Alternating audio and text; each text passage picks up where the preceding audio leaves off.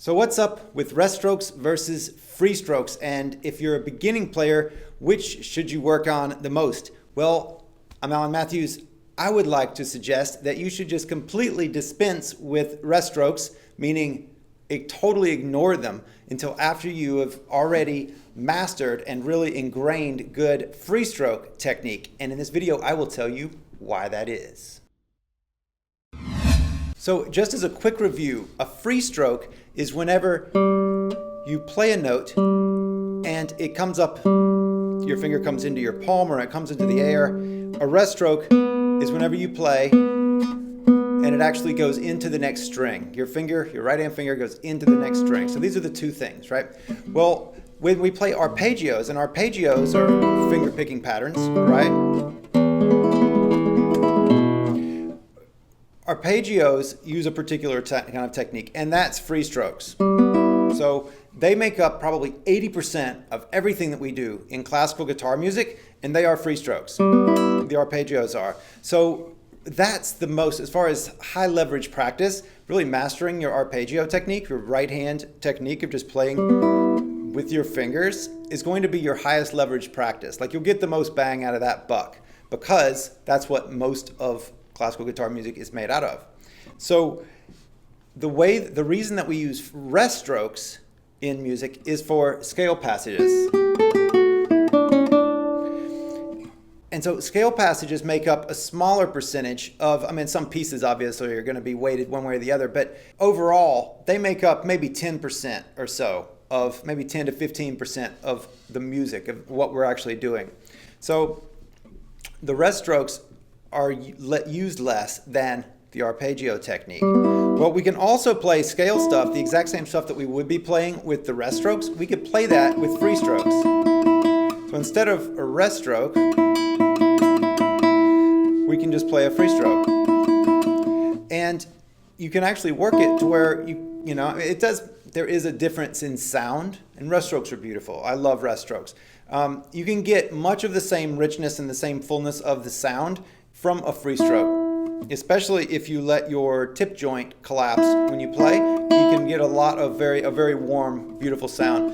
Rest strokes do have a really nice punch and a nice core to the sound that is harder to get, or you don't get that with free strokes, but you don't miss it if you don't use it. So it's nice when you want to put it in there, but if you don't have good arpeggio technique, then you'll run into certain dangers, and that's what we'll talk about here now. As we play arpeggio technique, right, we can use that same exact hand position and form to play scale technique with free strokes. So it's the same form.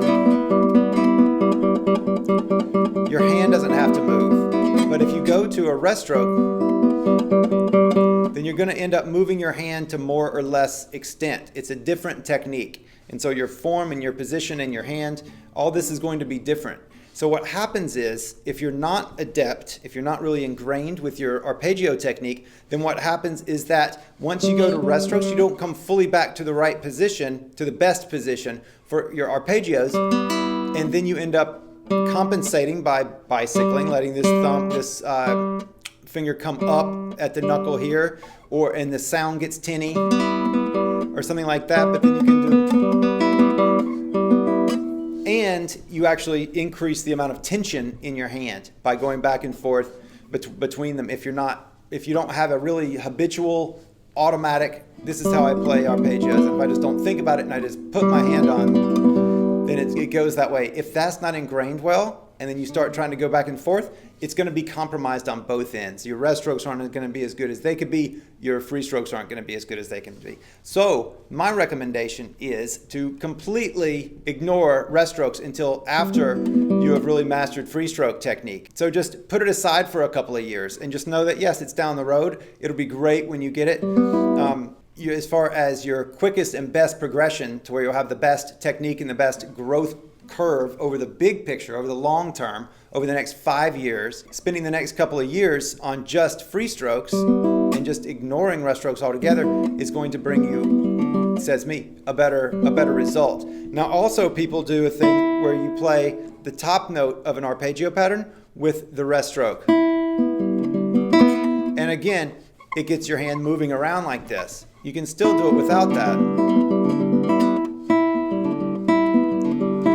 But it takes extra skill to actually roll your hand around like this and then come back to where you intend to be for the free stroke. So bottom line, rest strokes, just throw them out the window for a little while. Super focus in on your free stroke technique, on your arpeggio technique and your scales. Get good at going between those two and just roll with that for a while and then revisit scales. And then whenever you do put them in, practice them separately as a thing into themselves and just put it into your scale practice. Find a piece or two that you just incorporate, mixing them together, and just do it very intentionally, and the end result will be that much better.